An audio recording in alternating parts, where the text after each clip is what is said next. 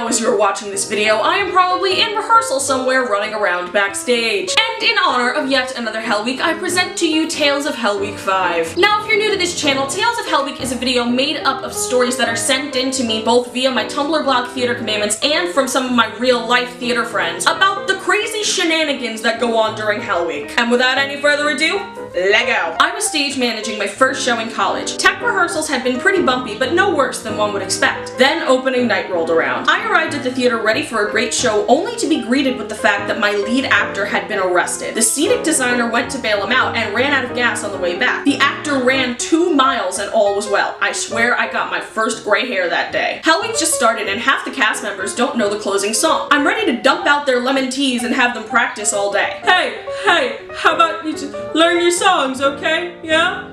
My school was doing The Sound of Music, and you know those really high notes at the end of Climb Every Mountain? Yeah, well, it was 2 days before the show opened, and our mother Abbas couldn't hit anything in a head voice because of some mysterious illness, and it got pretty much all of the other nuns sick as well. So we had like 3 different tea stations throughout the backstage area, as well as bowls of cough drops everywhere. And yeah, the show was almost canceled. As a singer, let me just say right now that if you put tea stations and bowls of cough drops everywhere backstage, I will love you forever. We just finished doing American Night, the Ballad of Juan Jose, which is a satire on American history. Halfway through Hell Week, our KKK member judge tripped on his KKK robes while walking upstairs and hit his nose on a metal cross on top of a tombstone, causing a nosebleed.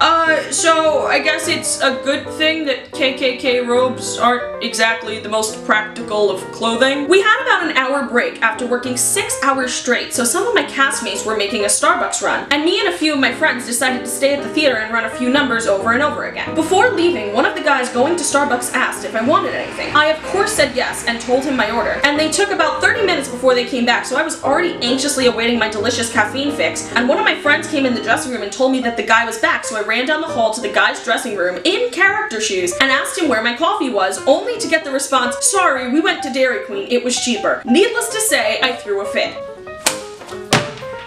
Do not ever lie about Starbucks, especially during Hell Week! We were teching some scene changes the day before we opened, and when we were about to start the next one, the fire alarm went off. We walked out from the wings to see if we should evacuate, but then the tech director told us to just keep going. Hey, the stage is kind of on fire. Just keep going, just ignore it, we'll fix it later. There really is theater in a nutshell though, because a grenade could go off next to you and you would still have to complete your scene. We were doing a dress rehearsal, and a bunch of 10 to 14-year-old kids came to see it. There's a monologue about handjobs in the show, so after the rehearsal was over, a bunch of kids swarmed our director and asked him what a handjob was. He came to us later absolutely traumatized. Oh my god. And that concludes the stories. Thank you so much to everybody who submitted stories. Comment, like, subscribe, follow Theater Commandments, and I'll see y'all next Friday.